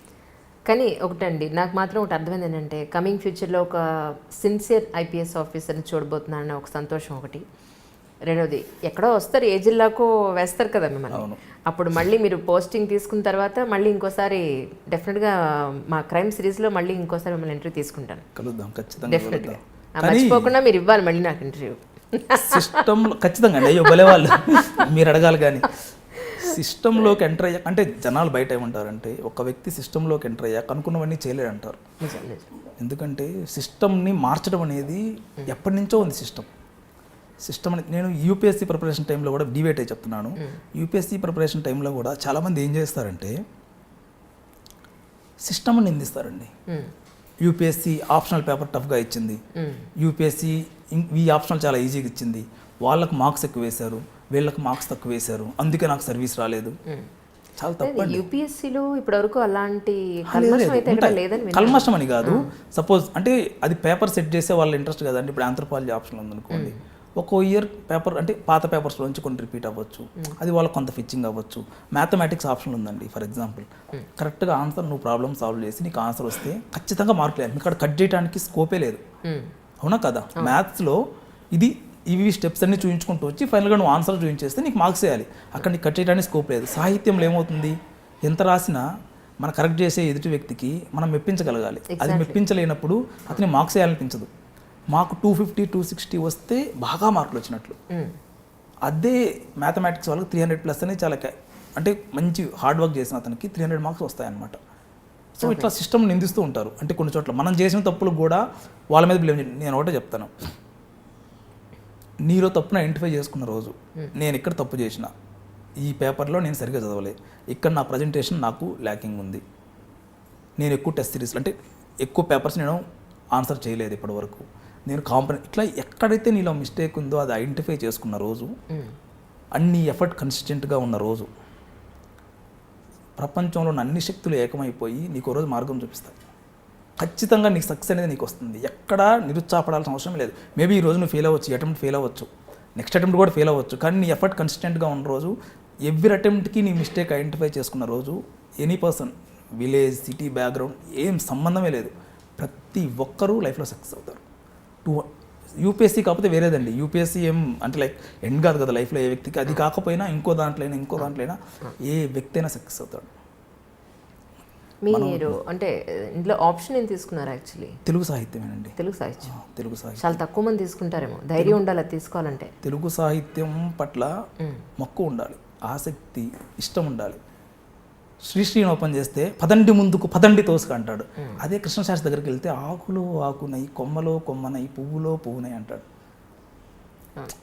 అంటే కాసేపు శ్రీశ్రీది వింటున్నప్పుడు క్లాస్లో ఒక రకమైన ఎట్లా ఉంటుందంటే ఆవేశం వచ్చేస్తుంది మనకు శరీరం తెలియకుండా. కృష్ణశాస్త్రి దగ్గరికి వెళ్ళేసరికి నవ్వి పోదురుగాక నాకేంటి సిగ్గు అంటాడు. మీరేమనుకుంటే నాకేంటయ్యా, నేను ఆకాశంలోకి వెళ్ళిపోతాను, కాసేపు పక్షులతో విహరించి వస్తాను, నక్షత్రాలతో ఆడుకొని వస్తాను అంటాడు కొంతసేపు. దానికి వెళ్ళేసరికి ఇంకో రకమైన తన్మయత్వం వస్తుంది నీకు శరీరంలోకి, ఒక రకమైన ఆనందం వస్తుంది. అంటే అది ఆ పొజిషన్లో కూర్చొని ఎంజాయ్ చేసేవాడికి అర్థమవుతుంది. సాహిత్యం అనేది అక్కడ కూర్చొని ఎంజాయ్ చేసేవాడికి అంటే ఎట్లా అనిపిస్తుంది అంటే మనసు చాలా తేలిగ్గా అనిపిస్తుంది. కృష్ణశాస్త్రి గారి సాహిత్యం చదువుతుంటే, శ్రీశ్రీ గారి చదువుతుంటే ఒక్కసారి రోమాలు లెక్కపడుచుకుంటాయి, ఒక్కసారి మనం కూడా ముందుకెళ్ళాలి దూకాలన్నట్ల ఆవేశం వస్తుంది. ఒక్కొక్కరిలో ఒక్కొక్క వేరియేషన్ ఉంటుంది. ఒక్కొక్కటి చదువుతుంటే మనం ఏంటంటే ఏదో పూడిందంటారు చూసారా, అట్లా అయిపోతాం మనం ఆ మూమెంట్లో. కొంతమంది మా బ్యాచ్మేట్స్ కృష్ణశాస్త్రి సాహిత్యానికి ఇంప్రెస్ అయిపోయి ఆయనలో జుట్టు పెంచడం కూడా మొదలుపెట్టారు ఒక్కొక్క టైంలో. అంత కదిలిస్తా అన్నమాట శరీరాన్ని. ఆకాశపు ఎడారిలో కాళ్ళు తెగిన ఒంటెలాగా ఉందంట జాబిల్లి. ఆకాశం దాన్ని ఒక ఎడారితో పోల్చి అందులో జాబిల్లిని కాళ్ళు తెగిన ఒంటెలాగా ఎక్కడ ఆలోచిస్తామండి మనం? ఎంత ఎంత అద్భుతంగా ఆలోచిస్తారు పాతకాలంలో వాళ్ళు. అమేజింగ్ అండి. ఇది ఇప్పటికి కూడా అంటే టైం దొరకట్లేదు యాక్చువల్గా. ఈ ఎవరిది చివరకు మిగిలింది, తర్వాత అసమర్థుని జీవి, అట్లాంటి పుస్తకాలు విన్నప్పుడు మన లైఫ్ని చాలా మనం మార్చుకోవాలి, చాలా ఆలోచించుకోగలుగుతాం అన్నమాట. అందరికీ అన్నీ కావాలి, బట్ ఎవడు ప్రయత్నించడానికి ముందుకెళ్ళాడు, కూర్చుంటాడు, రా అంటే అన్నీ వచ్చి పడాలంటాడు. అంటే జీవితం అంటే ఆయన అసమర్థం జీవయాత్రలు అంటాడు. ఎవడు కష్టపడటానికి ప్రయత్నించడు, ఎవడు ఏం చేయడానికి ప్రయత్నించడు, కానీ అన్నీ నాకు వచ్చి పడాలి, నేను సుఖంగా ఉండాలనుకుంటాడు. ఎట్లా పాసిబుల్ అవుతుంది? అసమర్థం జీవయాత్ర ఒక లైక్ అద్భుతమైన పుస్తకం అండి. చదువుతూ ఉంటే మనల్ని మనం కోరిలేట్ చేసుకోవచ్చు చాలా విషయాలు. చివరికి మిగిలిందులో లాస్ట్లో ఒక లైన్ రాస్తాడు. ఏమంటా అంటే ఒక జీవితంలో ఒక కొంత ట్రావెల్ చేసిన తర్వాత వెనక్కి తిరిగి చూసుకుంటే నీ మిగిలిన అనుభవాలే, ఇంకా ఏమీ మిగలవు మీకు. ఇవన్నీ ఈగోలు, ఈ పంతాలు, పట్టింపులు, ద్వేషాలు ఇవన్నీ ఉంటాయి చూసారా, అవేం ఉండవు నీకు. నీకు మిగిలేది నీ అనుభవాలే. నీ కుటుంబంతో నువ్వు గడిపిన క్షణాలు, నీ మిత్రులతో నువ్వు గడిపిన క్షణాలు, నువ్వు ఈ వల్ల సమాజంలో నువ్వు చేసిన మేలు, ఇదే నీకు మిగిలేది. ఒక 40-50 ఇయర్స్ వచ్చిన తర్వాత ఏ వ్యక్తి అయినా లుక్ బ్యాక్ చేసుకుంటే నీకు అవే మిగులుతాయి. దానికోసం ప్రయత్నించంటాడు, అనుభవాల కోసం ప్రయత్నించంటాడు. అమేజింగ్ అండి. అంటే ఈ రోజుల్లో పిల్లలకి తెలుగు సాహిత్యం పట్ల అవగాహన లేకపోవటం వల్ల అనుకోండి, ఏదైనా అనుకోండి, మంచి మంచి పుస్తకాలు అట్లా అయిపోతున్నాయి. అంటే నా అదృష్టం అనుకుంటున్నాను సివిల్ సర్వీస్కి వచ్చి తెలుగు సాహిత్యం ఆప్షనల్గా తీసుకోవటం. నేను చాలా అదృష్టవంతుని అనుకుంటున్నాను. ఇంత జ్ఞానాన్ని, ఇంత దాన్ని నీ జీవితం నీ కళ్ళ ముందు కనపడినట్టు రాస్తారు చాలా చోట్ల. చాలా అమేజింగ్ అనిపిస్తుంది. అండ్ మనం ఏంటంటే మన అమ్మ భాష కాబట్టి చాలా త్వరగా కోరిలేట్ అయిపోతాం మనం. Correct correct. కాకపోతేనంటే అందులో ఇంట్రెస్ట్ ఉండాలి అంతే, అదొక్కటే. ఇంట్రెస్ట్ అంటే మనం అది క్రియేట్ చేయాలి, తల్లిదండ్రులే క్రియేట్ చేయాలి పిల్లలకి చిన్నప్పటి నుంచి. నేను తప్పనట్లు, ఎందుకంటే ఈ కాంపిటేటివ్ ఫీల్డ్లో ఇట్స్ నాట్ తల్లిదండ్రుల మిస్టేక్ కూడా కాదు. పిల్లల్ని కంప్లీట్గా ఇంగ్లీష్ సైడ్ అంటే లైక్ ఇంగ్లీష్ మీడియం సైడ్ తీసుకెళ్ళటం తప్పనట్లేదు. అప్పుడప్పుడు కుదిరినప్పుడు కొంచెం తెలుగు సాహిత్యం కూడా వాళ్ళకి కొంచెం అర్థమయ్యేలా చేస్తే. కరెక్ట్. ఒక పెద్ద ఆయన నాకు ఒక మాట చెప్పారు, ఒక 30-40 ఇయర్స్ తర్వాత పవన్ నేను ఇండియాలో సెలబ్రేట్ అయిపోతా, ఎందుకంటే నాకు తెలుగు బాగా వచ్చు పవన్. ఈరోజు ఫారిన్ కంట్రీస్లో ఎవరైతే ఉన్నారో నేను ఆన్లైన్ క్లాసెస్ చెప్పుకున్నా ఈరోజు నేను నెలకు 5 నుంచి 6 లక్షలు సంపాదించుకుంటాను పవన్, తెలుగు వచ్చిన వాళ్ళు లేరు పవన్ అన్నారు. బాధ అయింది నాకు. నేను కూడా ఒక దాని ఉన్నానని చెప్పండి. అవునా? ఖచ్చితంగా అండి. అసలు బాధేస్తుంది. అంటే ఫార్మింగ్ కమ్యూనిటీ ఒకటి బాధ అవుతుంది, తర్వాత ఈ తెలుగు సాహిత్యం పట్ల కొంచెం బాధ అవుతుంది. ఆడపిల్లల పట్ల ఇప్పుడు జరుగుతున్న ఈ అకృత్యాలు అయితే ఉన్నాయి. నాకు 2 చెల్లెళ్ళు ఉన్నారు కదా, బాధ అవుతుంది అప్పుడప్పుడు. అంటే ఇంత చదువుకొని ఇంత తెలిసి ఎందుకు అంత విచక్షణ కోల్పోతున్నాడు మనిషి అనేది నాకు అర్థం అవ్వట్లేదు అప్పుడప్పుడు. దీనికి ఏంటి అసలు, దీనికి కారణం ఏంటి అనేది తెలియవాడు. అంటే అమాయకులా కాదు, ఈ రోజుల్లో అందరికీ అన్ని విషయాల గురించి బాగా ఎక్స్పోజర్ ఉంది, ప్రతి ఒక్క విషయం అందరికీ తెలుసు. కానీ ఆ క్షణంలో ఎందుకు విచక్షణ కోల్పోతున్నారు అనేది అర్థం అవ్వట్లేదు. ఈ ట్రైనింగ్కి ముందు, సివిల్ సర్వీసెస్ ట్రైనింగ్కి ముందు తర్వాత పవన్ కుమార్ రెడ్డి గారిలో వచ్చిన ముఖ్యమైన మార్పులు అంటే ఏం చెప్తారు? నేను అంతే ఉన్నానండి. అంతేనా? అంతే ఉన్నాను. నాకు ఇప్పుడు నాకు 10 years సర్వీస్ చేసినా నేను ఇంతే ఉంటా. నేనంటే వ్యక్తిత్వాన్ని మార్చుకోను. అప్పటికి ఇప్పటికి అంటే మధ్యలో మిమ్మల్ని మీరు రిఫార్మ్ చేసుకున్న అలవాట్లు కానీ, చూసే విధానం, ఒక సమస్య పట్ల మనం చూసే విధానం మారుతుంది. ట్రైనింగ్ టైంలో అది మనకి బాగా ఇన్కల్కులేట్ చేస్తారు. మనం ఏంటంటే ఎప్పుడు ఒకటి జరిగినప్పుడు ఒక సైడే ఆలోచిస్తాం, మొత్తం 360 degrees ఎట్లా ఆలోచించాలి, ప్రతి ఒక్క విషయాన్ని ఎట్లా క్షుణ్ణంగా పరిశీలించాలి, ఎవ్రీథింగ్. అంటే అది మనకి బాగా అవగాహన అవుతుంది. సెకండ్ థింగ్ ఏంటంటే మనం చేసే ప్రతి కదలికని అబ్జర్వ్ చేస్తూ ఉంటారు జనాలు. సో మనం వేసుకున్న బట్టలు, మనం మాట్లాడే మాటలు, మనం నడిచే విధానం, మనం జనాలతో ఏ రకంగా ట్రీట్ చేస్తున్నాం, ప్రతి ఒక్కటి సొసైటీ అబ్జర్వ్ చేస్తుంది. ఎగ్జాక్ట్లీ, ప్రతి ఒక్కటి అబ్జర్వ్ చేస్తుంది. సో మనం చాలా కేర్ఫుల్గా ఉండాలి. మన స్కూల్స్కి పిలుస్తూ ఉంటారు, స్కూల్స్కి వెళ్ళినప్పుడు వాళ్ళతో మాట్లాడే విధానం, మన దగ్గరికి ఎవరైనా వస్తారు వాళ్ళతో మనం వెళ్ళకంటే ముందే మన గురించి అక్కడ వార్త వెళ్ళిపోతుంది. సో ఆ విషయంలో మనం ఈ రోజుల్లో చాలా కేర్ఫుల్గా ఉండాలి. సపోజ్ ఎగ్జాంపుల్ చెప్తాను, ఎట్లా ఉంటుందంటే ఒక పోలీస్ స్టేషన్కి వెళ్ళాము, మామూలుగా వెళ్తాం కదా, కొబ్బరి నీళ్ళు తెచ్చిచ్చారు, కొబ్బరి నీళ్ళు మనం తాగాం. నెక్స్ట్ పోలీస్ స్టేషన్కి వెళ్తే వాళ్ళు కొబ్బరి నీళ్ళే పెడతారు. అక్కడ వాళ్ళు ఏమి ఇచ్చారు, సార్ కొబ్బరి నీళ్ళు తాగుతున్నారా లేదా, సో అక్కడ ఏంటి సార్ ఎట్లా మాట్లాడుతున్నారు, ప్రతి ఒక్కటి అబ్జర్వ్ చేస్తారు. సో ఏంటంటే కొంచెం మనం కేర్ఫుల్గా ఉండాలి ఈ విషయంలో. Exactly, true. అంటే కొన్ని లక్షల మంది రాస్తున్నారు సివిల్ సర్వీసెస్ ఎగ్జామ్స్, కొన్ని వేల మంది ఫైనల్ ఎంట్రీ వరకు రాగలుగుతారు. అందులో 10ల సంఖ్యలో మాత్రమే సెలెక్ట్ అవుతారు. పాస్ అయిన వాళ్ళకి మనం చెప్పేదేం లేదు, ఎవరి వేలో వాళ్ళు సక్సెస్ అవుతారు. దీనికోసం ఇది సాధించాలి అని అనుకునే వాళ్ళకి మీరేం చెప్తారు? త్రివిక్రమ్ ఒక మాట అంటాడండి, ఆనందంగా కోరుకునేదే అదృష్టం, బలంగా కోరుకునేదే భవిష్యత్ అని అంటాడు. నేను త్రివిక్రమ్ గారికి మంచి ఫ్యాన్ యాక్చువల్గా. త్రివిక్రమ్ శ్రీనివాస్ గారు మూవీస్ బాగా చూస్తాను నేను. నాకు ప్రిపరేషన్ టైంలో నాకు కాస్త రిలీఫ్ ఇచ్చాయంటే మూవీస్ బాగా చూస్తాను. మూవీస్ నేను ఆ మూవీ అంటే ప్రతి ఒక్కరి మూవీ చూస్తాను నేను. తెలుగు సాహిత్యం పట్ల ఉన్న కాస్త దానివల్ల అయి ఉండొచ్చు, నాకు కొత్త పదాలకు నాకు పరిచయం అవుతుండొచ్చు, న్యూస్ పేపర్లో కానీ అట్లా ఇట్లా. బలంగా కోరుకున్నదే భవిష్యత్ అంటాడండి. బలంగా కోరుకో, నాకు ఇది కావాలి అని ఒక బలంగా కోరుకోవాలండి ఏ వ్యక్తి అయినా. నేను ఇది అవ్వాలి, ఎందుకు అవ్వను, దీనికి ఏం కావాలి. ఒక సపోజ్ నేను ఒక బస్ డ్రైవర్ అవ్వాలనుకుంటున్నానండి. బస్ డ్రైవర్ అవ్వాలంటే నాకు ఏం కావాలి, దానికి తగ్గట్టు మనం అడుగులు వేయాలి. ఎగ్జాక్ట్లీ. మనం బస్ డ్రైవర్ అవ్వాలని టార్గెట్ పెట్టుకొని మనం ఇంకో దాని వైపు అడుగులు వేస్తే అర్థం ఉండదండి. మనం సివిల్స్ ప్రిపరేషన్కి వెళ్ళాము, నా పొటెన్షియల్ ఎంత, నా తెలివితేటలు ఎంత, నా మెమరీ పవర్ ఎంత గుర్తుపెట్టుకోగలను, నేను ఎన్ని గంటలు కష్టపడితే నాకు గుర్తుంటుంది, నా రైటింగ్ స్కిల్స్ ఎలా ఉన్నాయి, ప్రతి ఒక్కటి ఏంటంటే ఫస్ట్ మనల్ని మనం అనలైజ్ చేసుకోవాలి. ఎవ్రీథింగ్ అనలైజ్ చేసుకొని ఈ బలం ఫ్యాక్టర్ ఏదైతే ఉందో ఎప్పుడు మర్చిపోకూడదండి. ఇది ఎప్పుడూ నీతో ఉండాలి. డే 1 ఎంటర్ అయినప్పుడు బుక్ పట్టుకొని నువ్వు క్లాస్కి వెళ్ళినప్పుడు ఎంత ఎంతూజియాజంతో వెళ్తావో, డే ఎండ్ నీ లాస్ట్ ఎగ్జామ్ ఇచ్చి బయటకు వచ్చేటప్పుడు కూడా అంతే ఎంతూజియాస్టిక్గా ఉండాలి. ఎగ్జామ్ పట్ల మక్కువ, ఇష్టం. మన అమ్మ నాన్నలు మన ఎట్లా ఒక బెడ్ని ఎట్లా కాపాడుకుంటారు, యూపీఎస్సీ కూడా అంతే. దాన్ని వదులుకోకూడదు. ఒకసారి లోపలికి వెళ్ళిన తర్వాత మనం ఎక్కడ తప్పు చేస్తున్నాం, తప్పుల్ని ఎక్కడ రెక్టిఫై చేసుకోవాలి, ఏం చేస్తే ఇంకా బాగుంటుంది, ఎవరిని కలవాలి, ఎవరితో మాట్లాడితే బాగా మనకు తెలుస్తుంది, ఏ పుస్తకాలు చదవాలి, నోట్స్ ఎలా ప్రిపేర్ చేసుకోవాలి, ప్రతి ఒక్కటి ఏంటంటే చేసిన తప్పు నెక్స్ట్ ఎగ్జామ్ ఖచ్చితంగా చేయకూడదు. ఈ ఎగ్జామ్లో నేను చేసిన మిస్టేక్ నెక్స్ట్ ఎగ్జామ్లో చేస్తే నిన్ను నువ్వు జీవితాంతం క్షమించుకోలేవు. ఎందుకంటే ఒక్క ఇయర్ జీవితంలో 25 దాటిన తర్వాత ప్రతి ఒక్క ఇయర్ నీకు జీవితంలో ఇంపార్టెంట్.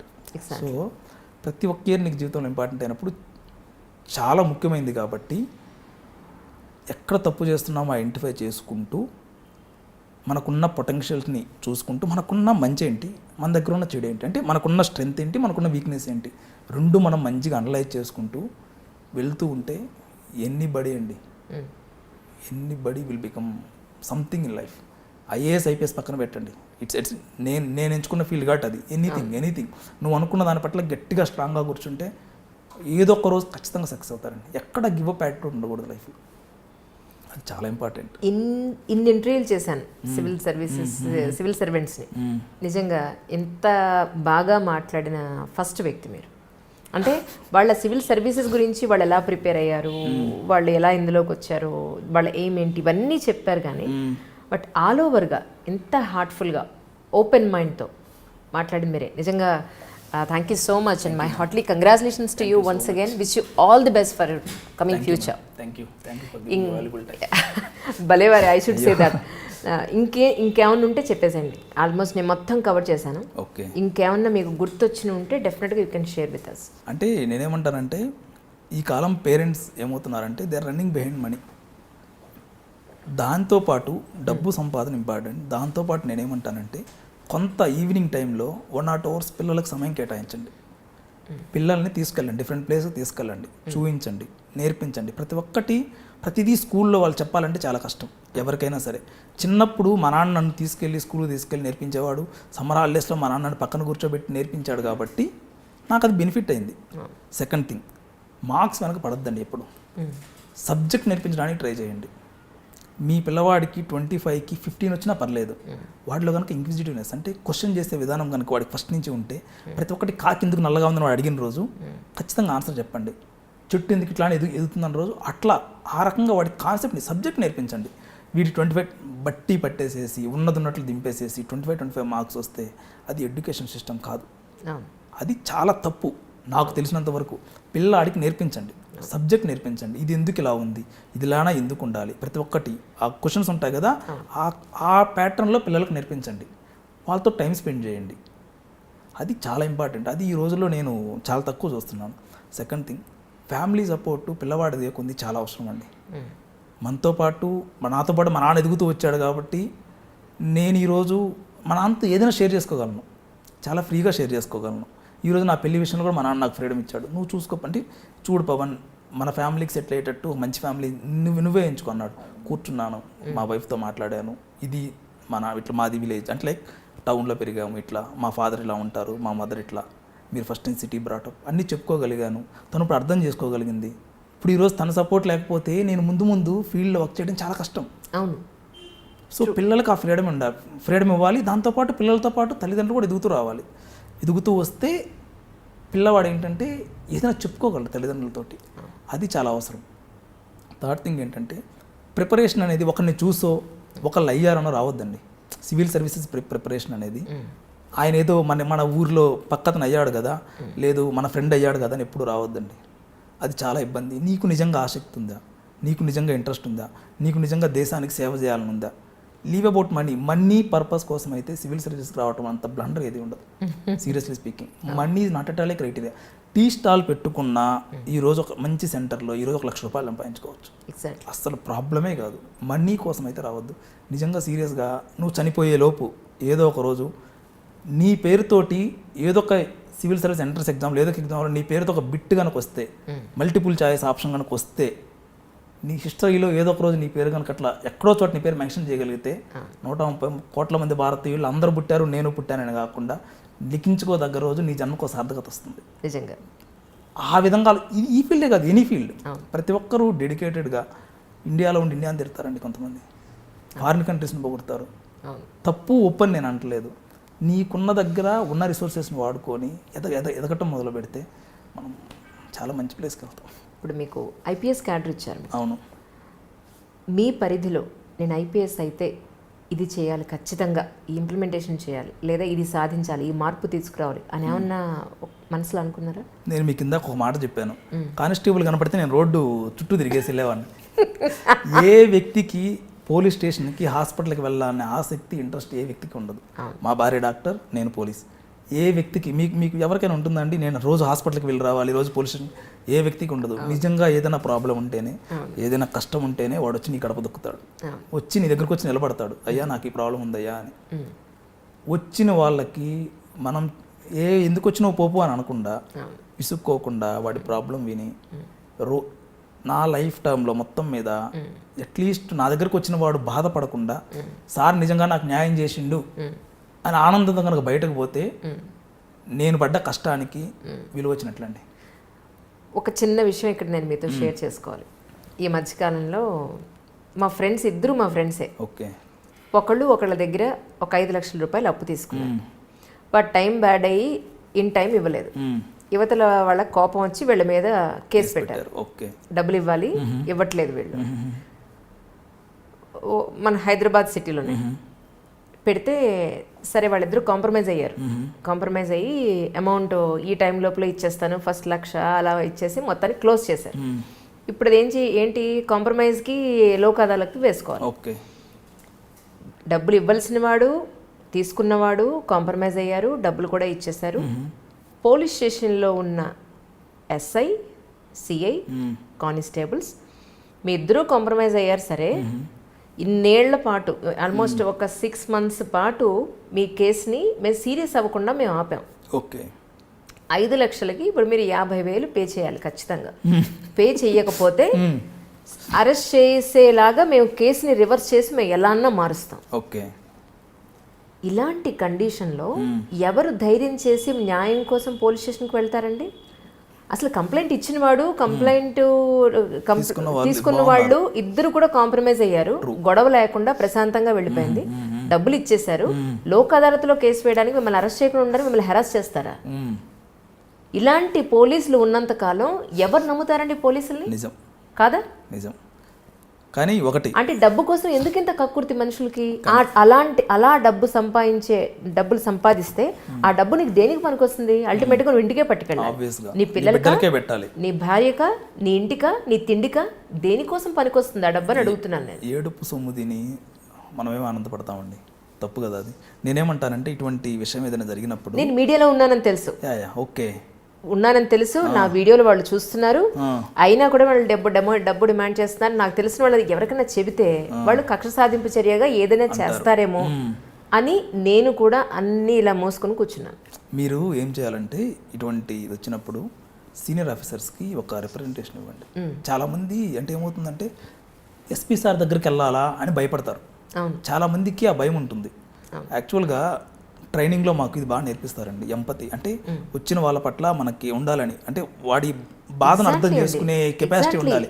నేను చెప్పేది ఏంటంటే ఎవరికైనా నాకు తెలిసి చెప్తున్నాను, ఎవరికైనా ఇటువంటి ప్రాబ్లం ఉన్నప్పుడు, స్టేషన్ లెవెల్ ఇటువంటి ప్రాబ్లం ఫేస్ చేసినప్పుడు they can directly go to SP office, they can give representation. ఇమ్మీడియట్గా ఎస్పీ గారు రియాక్ట్ అవుతారు. అంటే లోయర్ లెవెల్ భయం అండి, అంతే. నేనే చెప్తున్నాను కదా, పోలీసుని చూస్తే భయం అనేది ఉండాలి, లేకపోతే సిస్టమ్ రన్ అవ్వదు. కానీ దానికి తోడు వీడు మనోడే అని ఓన్ చేసుకోగలగాలి పోలీసుని. వీడి దగ్గరికి వెళ్ళటానికి నాకు భయం ఉండకూడదు అనేది అది కూడా రావాలి. వెళ్తే ఏదైనా మంచి అవుతుంది అనాలి. ఇటువంటి కేసు ఏదైనా ఉంటే ఖచ్చితంగా మీరు వెళ్ళి సీనియర్ ఆఫీసర్స్ కంటే రిప్రజెంటేషన్ ఇస్తే they will react in a prompt way. ఇమీడియట్గా రియాక్ట్ అవుతారు. ఎవరు వెళ్ళినా రియాక్ట్ అవుతారు. ప్రాబ్లమే ఉండదు అందులో. Yes next time definitely. అసలు అంటే నేను ఒకటే ఆలోచించాను, నా వల్ల అసలు అంత కూడా అవసరం ఉండదు. ఇప్పుడు మీకు అన్ని నెంబర్స్ అవైలబుల్గా ఉన్నాయి, ఒక జస్ట్ మెసేజ్ పెట్టండి, sir will follow up, any senior officers will follow up. ఇమీడియట్గా దే విల్ కాంటాక్ట్ ద, వాళ్ళని కాల్ చేస్తారు, ఇమీడియట్గా వాళ్ళతో మాట్లాడతారు. అటువంటి భయం ఎక్కడ ప్రాబ్లం వస్తుందంటే వీళ్ళు వెళ్ళి అక్కడ చెప్పుకోవడానికి భయపడుతున్నారు. ఈ ఎస్ఐసిఎల్ దాటి పైకి వెళ్ళి చెప్పుకోవడానికి భయపడుతున్నారు. అది అందరూ ఏమనుకుంటారంటే అందరూ ఇంతేనేమో, సిస్టమ్ అంతా ఇంతేనేమో, డిపార్ట్మెంటే ఇంతేనేమో. అది అంటే కొందరు చేసిన తప్పులకి డిపార్ట్మెంట్ మొత్తాన్ని అట్లా ఒక ఘాటిని కట్టేస్తున్నారు. యాక్చువల్గా మనకు కళ్ళ ముందు కనపడేది ఎవరు? ట్రాఫిక్ కానిస్టేబుల్స్, వీళ్ళు కనపడుతుంటారు కదా. వీళ్ళు ఏదైనా చిన్న చిన్న తప్పులు చేస్తే డిపార్ట్మెంట్ని మొత్తం ఇట్లానే తయారయ్యారేమో అని ఒక రకమైన సొసైటీలో వచ్చేసింది. అది పోవాలి యాక్చువల్గా. అది ఎప్పుడు పాసిబుల్ అవుతుందంటే ఒక సామాన్యుడు ఎస్పీ దగ్గరికి వెళ్ళి ముందు కూర్చొని అయ్యా నాకు ఇది ప్రాబ్లం ఉంది సార్ అని చూపించుకోగలిగిన రోజు ఇంత ప్రాబ్లం ఉండదు. అక్కడ ఇబ్బంది అవుతుంది. Very nice talking to you, and really, I'm really so happy about your talking and everything. Thank you so much. Thank you. New web series వచ్చింది డార్లింగ్ మహాలక్ష్మి అని. అది వ్యూ యాప్లో రిలీజ్ అయింది రీసెంట్గా. Please do watch it. Mahalakshmi నీ వాళ్ళు కళ్ళు కన్నె ఒళ్ళు తిప్పకే, నన్నే చంపకే, నీ పాద పదములందు నా గుండె పరుచుకుంది, నీ అడుగుకై పట్టిన. నీకు ఇంతకు ముందేమన్నా అఫైర్స్ ఉన్నాయా? I mean love story? ఉన్నాయి, ఒకటి కాదు 3.